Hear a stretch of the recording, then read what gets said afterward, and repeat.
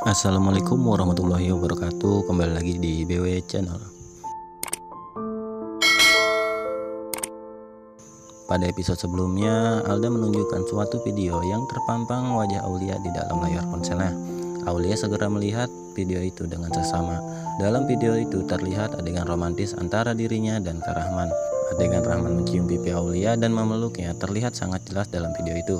Dan yang paling mengejutkan adalah di akhir video terlihat Aulia menyambut dengan gembira kedatangan Rahman di sebuah kamar villa di saat itu. Mereka berdua di dalam kamar dan menimbulkan banyak pemikiran buruk. Meskipun sebenarnya tak terjadi apapun di dalam kamar. Aku mendapatkan video itu tadi pagi. Awalnya aku gak percaya pada video itu. Tapi setelah aku amati, orang dalam video itu adalah kamu dan Kak Rahman. Aku gak menyangka kamu berani melakukan hal itu. Alda membuat Aulia kembali merasa di pojokan. Aku dan Kak Rahma gak melakukan apapun di dalam kamar. Kami hanya makan mie instan. Aku gak seperti yang kalian pikirkan. Aulia meyakinkan semua orang termasuk ketiga sahabatnya. Dia menciummu, lalu memelukmu, lalu kamu mengajaknya ke kamar. Apa tujuan selanjutnya? Apa benar gak terjadi apapun? Kamu bilang hanya makan mie instan. Kamu pikir ada yang percaya? Aku sebagai sahabatmu saja merasa kecewa. Kamu pun membuat aku malu punya teman sepertimu. Alda berakting seolah-olah tak terima dan merasa kecewa pada perbuatan Aulia yang dinilainya tidak benar. Kali ini kamu benar-benar keterlaluan. Seharusnya kamu malu pada dirimu sendiri. Walaupun kamu sekarang gak punya orang tua yang bisa mengarahkanmu dengan baik, tapi setidaknya kamu harus menjaga harga diri, gak merusak nama baik almarhum orang tuamu. Kata-kata Rahma membuat Aulia menangis. Sungguh Aulia kehabisan kata-kata untuk membela dirinya sendiri. Aulia merasa lelah harus menghadapi fitnah-fitnah yang menyakiti hatinya ini. Aulia ikut bapak ke ruang guru. Seorang guru masuk ke dalam kelas dan memanggil Aulia. Sepertinya pria berkepala botak itu ingin menghakimi Aulia dalam perkara ini. Aulia mengikuti saja panggilan itu, seolah-olah seperti terdakwa yang siap dihakimi dan menerima hukumannya. Di ruang guru, Aulia juga mendapati Rahman sedang duduk menghadapi guru bagian konseling untuk menjelaskan titik permasalahannya. Rahman pun menceritakan dengan jujur apa yang telah terjadi di kamar villa itu. Aulia pun duduk di samping Rahman di ruang guru itu. Ia juga menghadapi guru yang menangani anak-anak nakal di sekolah itu. Ia menyesal meminta Rahman masuk ke kamar villa itu. Aulia benar-benar tak menyangka ujung-ujungnya jadi seperti ini. Baik Rahman ataupun Aulia, keduanya pun mendapat surat peringatan dari sekolah setelah diceramahi habis-habisan oleh guru yang bertugas mendisiplinkan murid-muridnya itu. Rahman, serahkan surat ini pada orang tuamu. Aku ingin bertemu dengan ayah dan ibumu. Guru BP menyerahkan sebuah amplop merah pada Rahman. Dan kamu, aku ingin bertemu kakakmu. Suruh dia kesini besok. Mengerti? Guru itu juga memberikan amplop yang sama pada Aulia. Aku harus bicara ini dengan wali kalian. Besok pagi kalian berdua harus datang ke sekolah dengan wali kalian. Paham? Rahman dan Aulia hanya mengangguk saja sebagai tanda setuju. Rahman dan Aulia keluar dari ruang guru. Dengan muka sedih, keduanya tak bisa berkata banyak menghadapi permasalahan yang memojokkan dan menyalahkannya. Rahman malah mempercepat langkahnya meninggalkan Aulia menuju ke kelasnya. Aulia juga kembali ke kelasnya. Ia berharap tidak menjadi bahan gunjingan dan ejekan teman-teman sekelasnya lagi.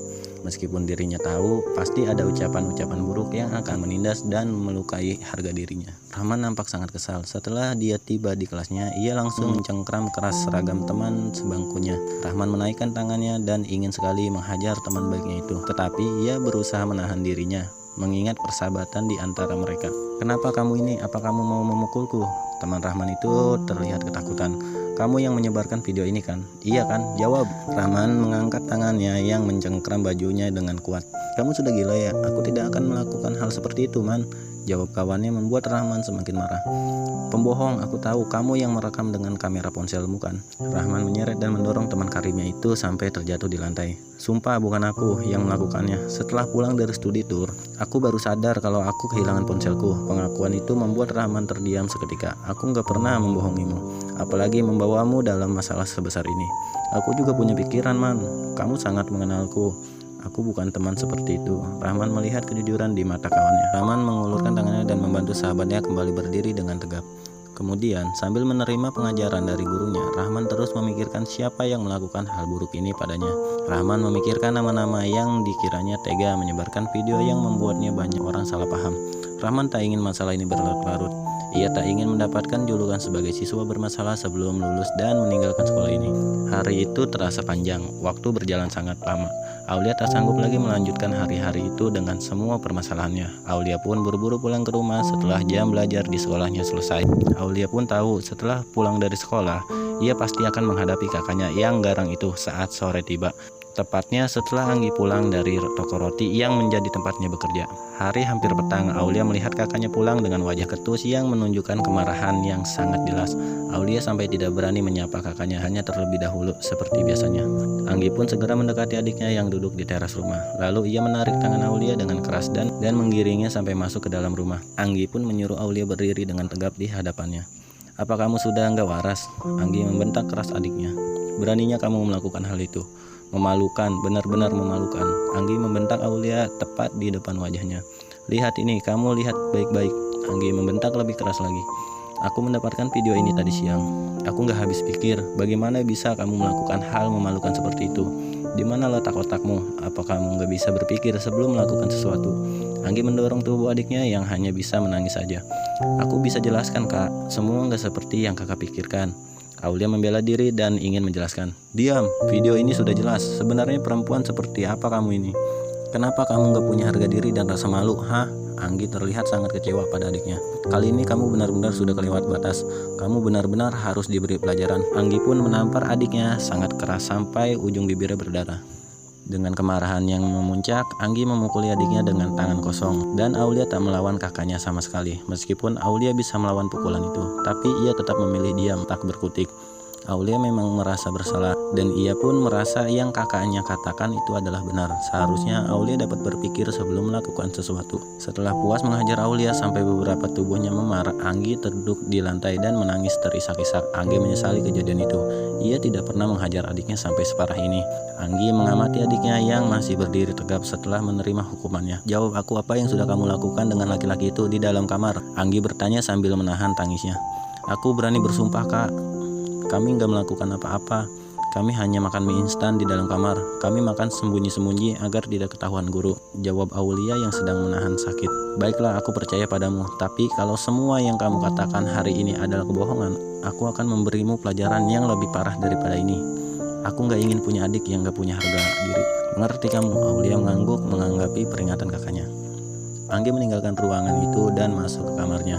Anggi lagi-lagi merasa bersalah karena ia berpikir telah gagal mendidik satu-satunya adiknya yang dia miliki.